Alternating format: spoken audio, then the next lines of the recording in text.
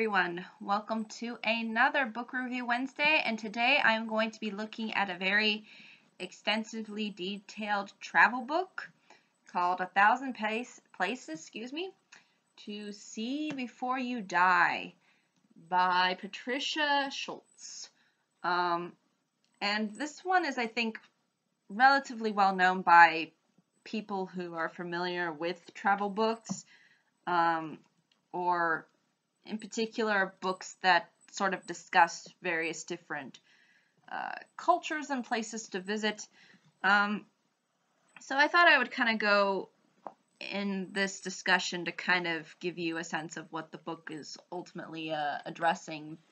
Besides the initial title, which is what you expect, yes, it is about 1,000 different places you can see before you die if you choose to do so. But it spans all of the continents throughout, I believe, except Antarctica. I don't think it goes in depth into that particular region, although I'm sure there's probably something that you could see that is within Antarctica if you're very interested in seeing that before you die. But basically, it divides it up into all the continents like Europe and then subdivides it into all the different countries. So it is rather interesting. Now, obviously, this is a very extensive book, and I am definitely not asking my audience members to go through all of it, because even for me, it was virtually impossible because there is just too much information. There's just too much of an overload. And I think that's probably sort of a detriment to this particular book because it is so lengthy and it is so extensive as far as the different places and such. And, some might consider certain areas more of an interest to them. And I think it's good because this book, I think, is primarily intended to sort of not make you want to read the whole thing, but so much as, kind of look through the table of contents which they provide you and kind of glance over the areas that you find the most interesting and see if you can find some places that would be worth ultimately exploring. And that's really the important thing to kind of understand about this particular book. And the thing is too is when it divides it up into the countries, it goes to like specific locales that are fairly popular or just areas that are worthy of investigation. Sometimes they'll even go into like the various hotels or palaces, museums, and whatnot, and what you can ultimately view there. But I would definitely recommend if you decide to explore this book is just to look through it in a very kind of condensed way. Don't try to go through and read everything.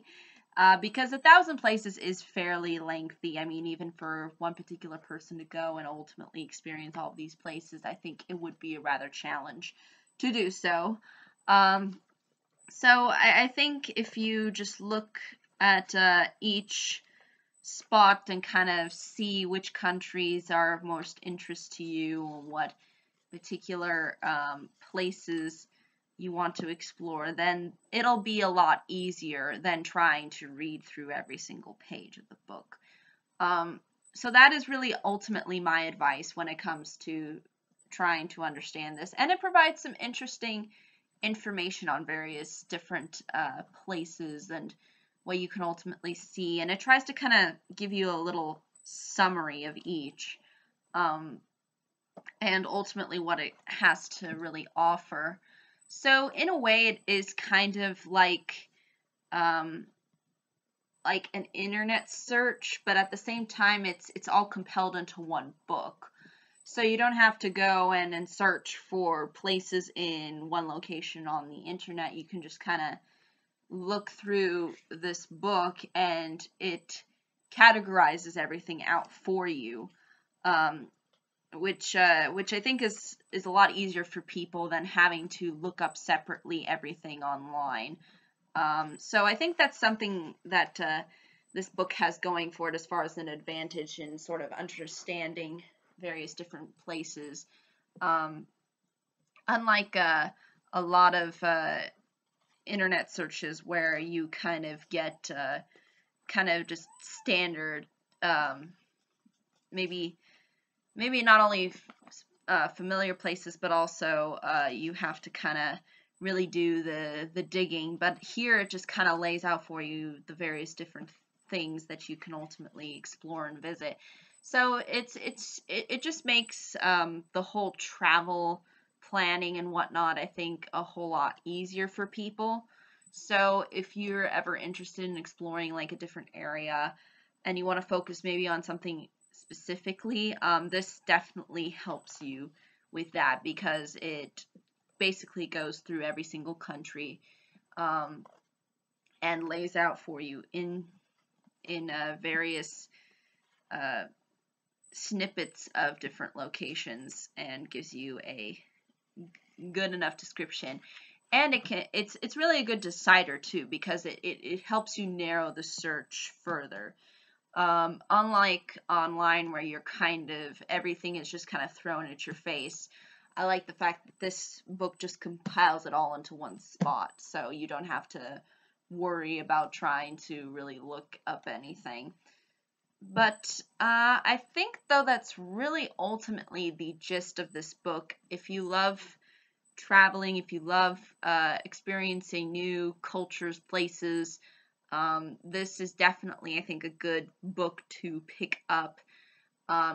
Again, I would recommend to not fully read into every single little thing that is in this book because you will not remember it because there are just too many places, but it does a good job of dividing things up and basing things off of the various different countries.